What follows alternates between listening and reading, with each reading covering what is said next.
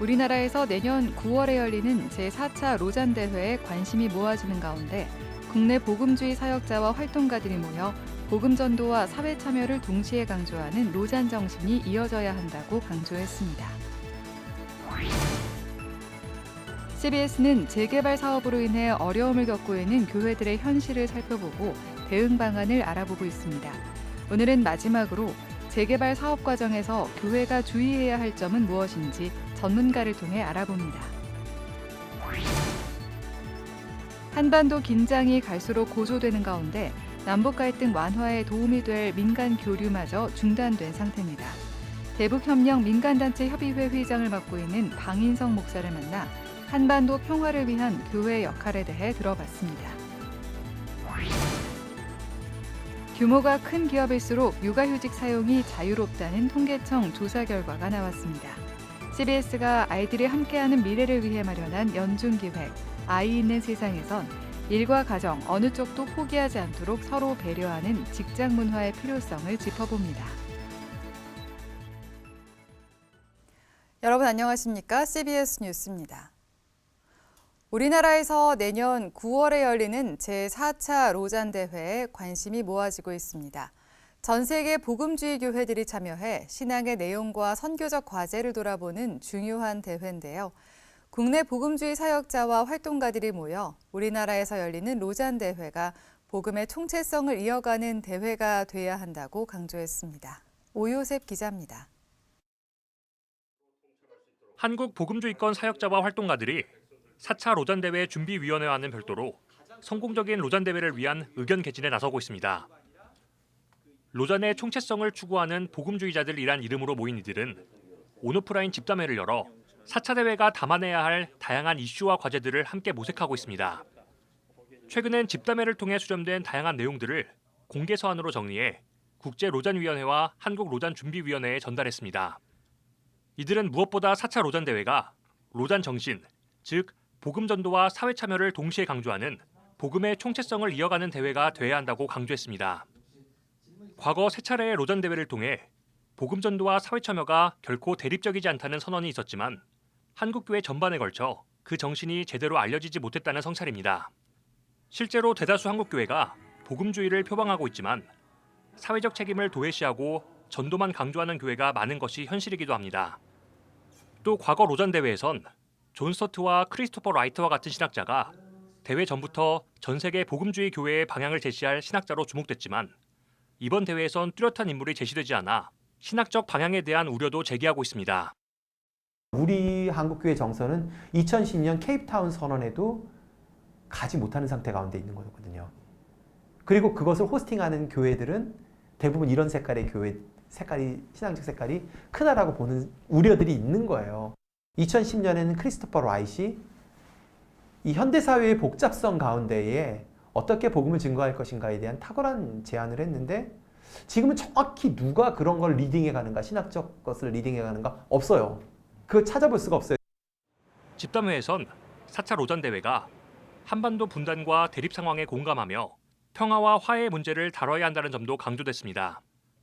또 동아시아 국제관계와 양극화, 생태환경 위기, 여성, 생성형 인공지능, 세대 간 갈등 등 오늘날 교회가 주목해야 할 의제들이 제시됐습니다.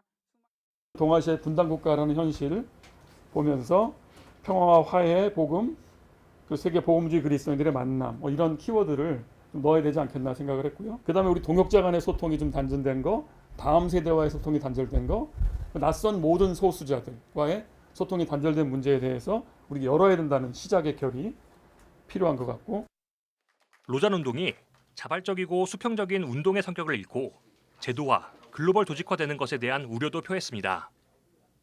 대형교회 중심의 운영 구조와 이번 대회 고액의 등록비 등에 대한 문제의식과 함께 회비 사용과 국제 로잔위원회 재정 운용 등에 대한 투명한 공개를 요청했습니다. 한편 이들은 다음 달 중순까지 온오프라인으로 집담회를 이어가며 그 내용을 토대로 한국 복음주의자들의 고백을 발표할 계획입니다. CBS 뉴스 오요셉입니다.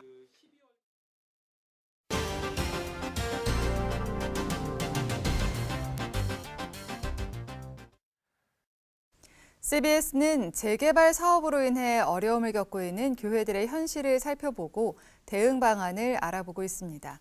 오늘은 마지막으로 재개발 사업 과정에서 교회가 주의해야 할 점은 무엇인지 전문가를 통해 알아봅니다. 이승규 기자가 보도합니다. 재개발 사업은 교회에 기회와 위기를 동시에 제공합니다. 교회 주변 환경이 쾌적하게 바뀌고 예배당도 새로 건축할 경우에는 목회의 새로운 전환점을 맞을 수 있습니다. 반면 재개발 조합과의 협상이 제대로 이루어지지 않으면 심각한 어려움에 처할 수도 있습니다. 최악의 경우 아무런 보상도 받지 못하고 떠나야 할 수도 있습니다. 일부 교회의 알박기 논란 등으로 재개발과 교회라는 단어가 묶이면 무조건 색안경을 끼고 보는 경우가 많지만 사실 재개발 과정을 살펴보면 어려움과 억울함을 당하는 교회가 더 많습니다. 앞서 소개한 은광교회와 은현교회의 경우도 재개발 사업 초기부터 교회가 적절하게 대응했다면 지금 상황까지 오지 않을 수도 있었기 때문입니다. 20년 가까이 교회 재개발 문제를 연구해온 이봉성 목사는 은광교회의 경우 조급해하지 말고 차분히 대화를 이어갈 것을 조언했습니다. 이 목사는 재개발 조합이 이미 총회를 개최하고 재척을 결정했다는 점을 주목했습니다. 조합 측이 이미 재척을 결정한 이상 명도 소송이나 강제 집행 등의 행동을 섣불리 할 수 없다는 설명입니다.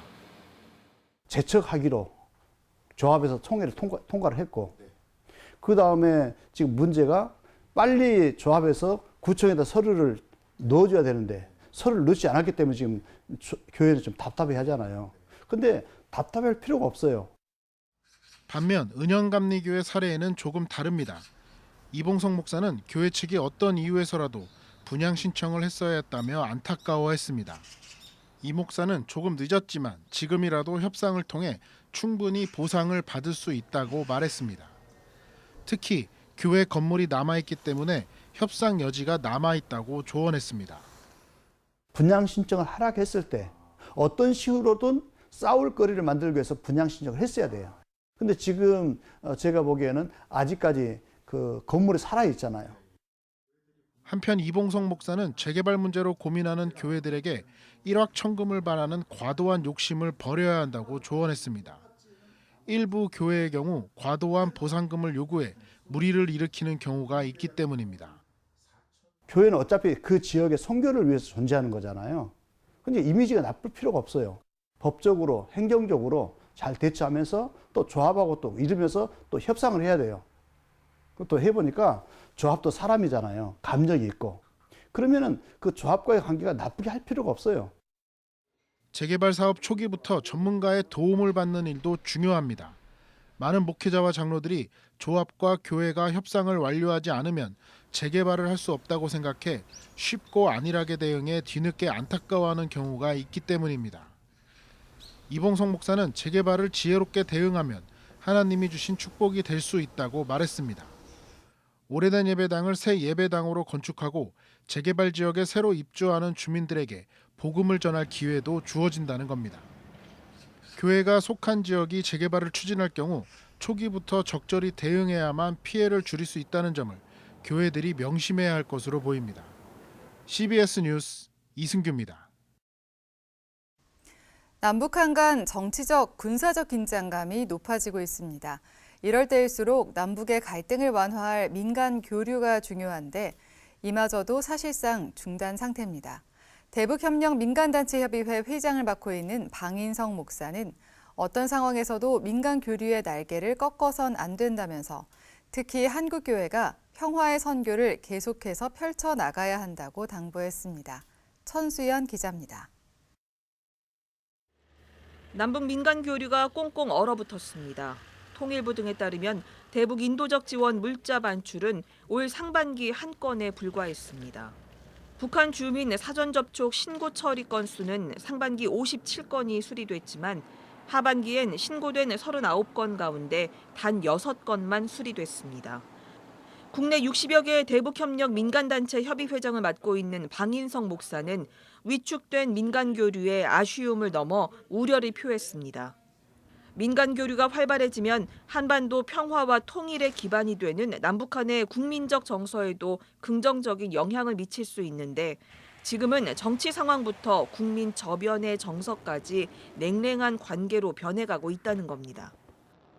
북쪽의 사람들도 우리 남쪽 국민들도 그래도 우리는 같은 민족이어서 어느 날인가는 통일은 해야 되겠다라고 하는 게 차라리 그냥 두 국가가 있고 그냥 평화적 교류만 했으면 좋겠다라는 게 이제 굉장히 짙어졌죠. 실제로 민주평화통일자문회의가 분기별로 조사하는 통일 여론을 살펴보면 올 4분기 통일이 필요하다는 인식은 64%로 역대 최저 수준을 나타냈습니다. 이런 가운데 정부는 교류협력 규제를 강화하는 방식으로 남북교류협력법 개정에 나서고 있어 북민협은 물론 시민사회단체들의 반대와 우려를 불러왔습니다. 박 목사는 갈등이 있을수록 민간을 활성화시켜 평화의 물꼬를 터야 한다면서 민간 교류를 규제하고 정부 중심으로 끌고 가려 해선 안 된다고 강조했습니다. 민간 단체의 역할이라는 것은 어떠한 상황 속에서도 평화와 교류, 협력의 물꼬를 계속 이어가는 겁니다. 이 작은 물꼬가 오히려 큰 냉전과 서로 대립을 화해의 매개체가 될 수 있는 겁니다. 박 목사는 민간 교류의 마지막 보루로서 한국교회가 평화의 선교에 나서주길 기대하고 있습니다. 크리스마스는 평화의 왕이신 주님이 오신 거 아니에요. 그러니까 평화의 복음을 가지고 있어요, 한국교회가. 그러니까 어떻게 해서든지 전쟁을 막고 평화를 일구어야 하는 사명은 우리 기독교인이 갖고 있는 거예요. 정부의 관계나 국제적 관계를 뛰어넘어서 우리가 적극적으로 교회가 앞장서고 우리 민간단체가 앞장서서 어떻게 해서든지 조건 없는 사랑과 지원, 협력을 해야 된다. 군사력과 부를 앞세운 로마의 평화가 아닌 예수 그리스도의 조건 없는 사랑이 진정한 평화를 가져온다는 평화의 복음. 돌파구가 보이지 않는 남북의 대치 상황에서 한국교회가 외쳐야 할 복음의 소리라고 박 목사는 강조했습니다. CBS 뉴스 천수연입니다.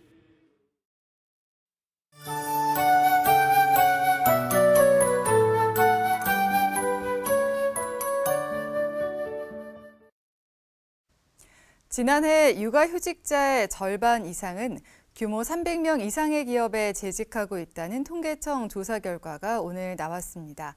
CBS가 아이들이 함께하는 미래를 위해 마련한 연중 기획 아이 있는 세상.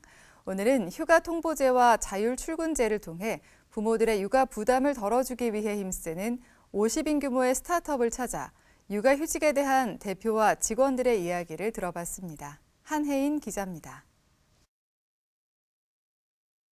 지난해 육아휴직을 시작한 사람은 전년 대비 14.2% 증가한 19만 9,976명이라는 통계청 조사 결과가 나왔습니다.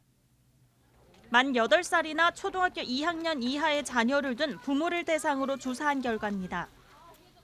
기업체 규모별로 살펴보면 여성 육아휴직자의 60%, 남성 육아휴직자의 70.1%가 규모 300명 이상인 기업체에 소속돼 있습니다.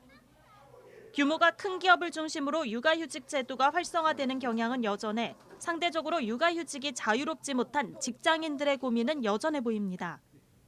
육아휴직 경험자들은 휴직을 사용할 때나 복귀할 때 동료의 눈치를 보지 않아도 되는 사내 문화만으로도 육아에 대한 부담이 확실히 줄어든다고 말합니다. 아이 때문에 뭐 휴가를 써야 된다든지 아니면 임신 중에 갑자기 뭐 병원에 가야 돼서 휴가를 써야 된다든지 했을 때 주변 동료분들이 다 이해를 해주시고 돌아가는데도 좀 걱정이 없는 것 같아요. 박동현 씨가 재직 중인 회사는 법적인 육아휴직제를 준수하는 동시에 휴가 통보제와 자율출근제를 운영하고 있습니다. 휴가 개수에 제한을 두지 않고 직원이 필요할 때 휴가를 통보해 사용하는 방식이며 재택과 사무실 근무, 출퇴근 시간을 선택해 활용할 수 있는 제도입니다. 부모가 된 직원에게는 자녀가 갑작스럽게 아플 때나 위급한 일이 생겼을 때 일이나 가정을 포기하지 않을 수 있도록 돕는 장치로 여겨집니다. 동료들은 각자의 상황을 존중하는 회사의 분위기를 자연스럽게 받아들이고 있습니다. 환경 자체가 육아에 뭔가 지장을 주는 것들에 대해서는 좀 개선할 수 있다. 회사 차원에서도 같이 노력해서 뭔가 바꾸거나 필요한 부분이 있다면 할 수 있다는 생각은 하고 있어요. 2010년 컨설팅 회사를 공동으로 창업해 현재는 약 50명의 직원을 이끌고 있는 도연명 대표는 직원들의 자율성을 존중하자 업무의 효율이 오르는 선순환이 일어났다고 말합니다. 매출 기준으로 보면은 계속 거의 저희는 작년하고 올해는 2배씩 성장을 했고요. 그전에도 매년 한 20-30%씩은 성장을 했습니다. 남성이든 여성이든 본인이 판단하기에 소명적 관점에서 가정에서의 시간이 필요하다면 사용할 수 있어야 된다고 생각합니다. 제도의 사용을 암묵적으로 제한하며 직원들의 성과를 압박하기보다는 기독교적 가치관으로 기독교인은 소명을, 비기독교인은 꿈을 발견하도록 이끄는 것이 대표의 입장에서도 회사의 효율을 높이는 방법이라는 겁니다. 지난해 육아휴직에 들어간 부모의 27.1%는 남성, 72.9%는 여성으로 조사됐습니다. 예년보다 육아휴직자는 늘어났지만 남성과 여성을 떠나 여전히 육아휴직을 쓸 수 없는 부모들의 목소리에 귀 기울이는 노력이 필요해 보입니다. CBS 뉴스 한혜인입니다.